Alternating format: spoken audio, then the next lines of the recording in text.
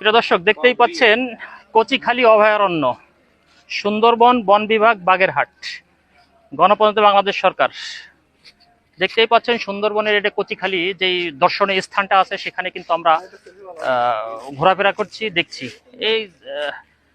এই কারণেই যে বিভিন্ন দর্শনীয় স্থানগুলো কিন্তু আমাদের ট্যুর গাইড যিনি আছেন, যারা এখানে আমাদের দেখানোর জন্য নিয়ে আসছেন, তারা কিন্তু বিভিন্ন দর্শনীয় স্থান নিয়ে আসছেন। এই কচিখালী অভয়ারণ্য এই কেন্দ্রটা, অর্থাৎ অভয়ারণ্য বলতে গেলে পশু পাখি এদের জন্য ওদের অভয়ারণ্য। হ্যাঁ, সচরাচর আপনারা এখানে সকলেই আসা যায় না। এবং এখানে যে সিস্টেমটা করেছে, এখানে কিন্তু ফরেস্ট যে অফিসাররা আছে তাদেরও একটা অফিস আছে, যার কারণে এই সমস্ত জায়গায় যেহেতু বাঘের সেই ভীতিটা ভয়টা নাই, তারপরেও এখানে কাজ, এই জন্যই আমরা এখানে দেখতেই পাচ্ছেন প্রচুর লোকের সমাগম। সকলেই আসছে সুন্দরবন ট্যুরে। বিশেষ করে নোকিয়া কোম্পানির পক্ষ থেকে আমরা প্রায় 700 লোকের উপরে আমরা আসছি।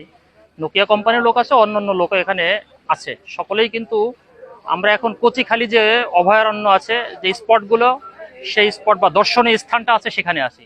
মানুষ ঘোরাফেরা করে তারা ক্লান্ত হয়ে গেছে। এখন ক্লান্ত হওয়ার পরে সকলে একটু প্রশান্তির জন্য আম্র কাননের নিচে, আম বাগানের নিচে, এখানে অনেকগুলো আম গাছ আছে, সেই আম্র কাননের নিচে বসে বসে আসলে সকলেই একটু শান্তির আশা খুঁজছে। একটু গরম, প্রচন্ড গরম, এই গরম থেকে একটু নিস্তার পাওয়ার জন্য এই আম বাগান, আম গাছের নিচে। আসলে ছোটকালেও আমরা সেই স্মৃতি মনে পড়ে যায়, যখন বৈশাখ মাস আসতো, প্রচন্ড খরতাপ থাকতো, ওই আম গাছের নিচে পাটিটা বিছিয়ে শুয়ে পড়তাম। হ্যাঁ, ভালো লাগতো। এখন শহুরে জীবন মোটেও আসলে ওই ধরনের ভালো লাগে না। সেই গ্রামের সেই ছোটকালের সেই জীবনটা, আম গাছের নিচে যদি পাটি বিছিয়ে শুয়ে পড়া যায়, তার মধ্যে যে শান্তি প্রশান্তি, সেটা কিন্তু আসলে বলে বোঝানো যাবে না।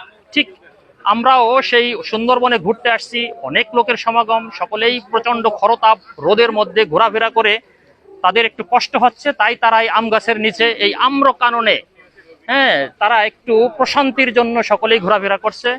দৃশ্যটা অত্যন্ত মনোরম, ভালো, সে কারণেই আপনাদের সামনে এই ভিডিওটা উপস্থাপন করছি। আমার কাছে ভালো লাগছে, এজন্য আশা করি আপনাদেরও ভালো লাগবে।